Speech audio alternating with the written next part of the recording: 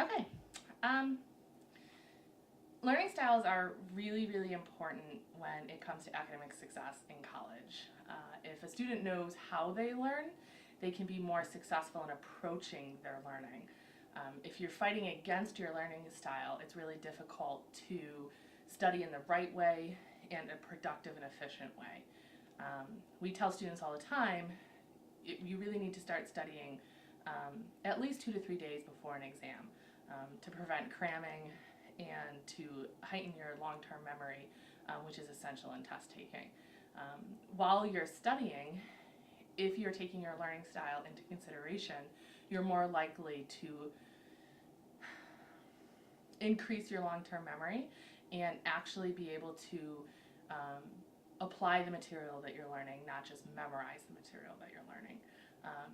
We talk to students about 4 different types of learning styles. We talk about kinesthetic learning, oral learning, read-write learning, and visual learning. Students can actually use a bunch of free different tools online, such as the VARK, which is the VARK assessment, or the Felder's Learning Style Assessment. And if students want to take those assessments, they can read a ton about them, but they also can come into the ASC, schedule an appointment with one of our student support specialists, and we'll go over their learning styles assessments with them to help them understand, are note cards the best? Or should they be doing rewriting their notes, or making summaries, or mind maps, or cheat sheets?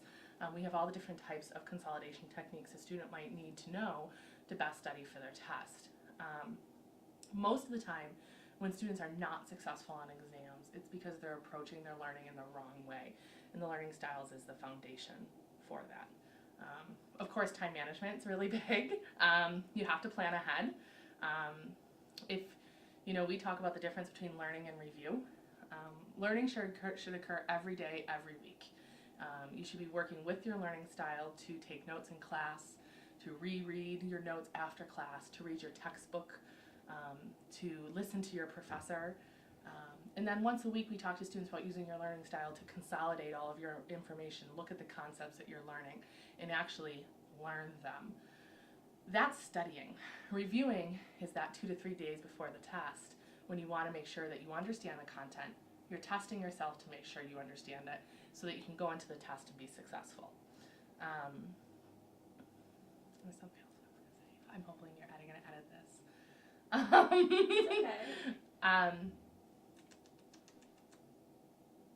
okay. So in college, one of the biggest differences is that teachers don't teach to your learning style. Teachers are going to teach to their teaching style.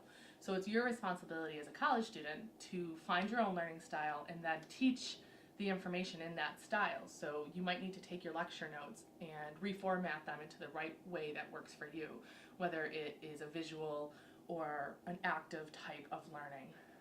Students sometimes, I feel like, are afraid to take risks with their learning. A lot of our students at RIT are kinesthetic learners. It sort of comes with the type of student we have. So we talk to students about, making study groups, going out and being active, taking walks when you're learning, that kinesthetic activity that is so important. We have so many spaces on campus, whether it's the library or the lounges or different study centers where you can go and use the whiteboards and be active with your learning with other people. But some of our students are also more read, write, or oral learners, and they like that quiet atmosphere when they learn. 4th floor of the library is like the best place for that. And really understanding what works for you. If you can't watch TV while you're studying, then you need to, make that adjustment and work within your environment to learn the best way possible. Thank you. I have no idea what I just said, but hopefully that worked.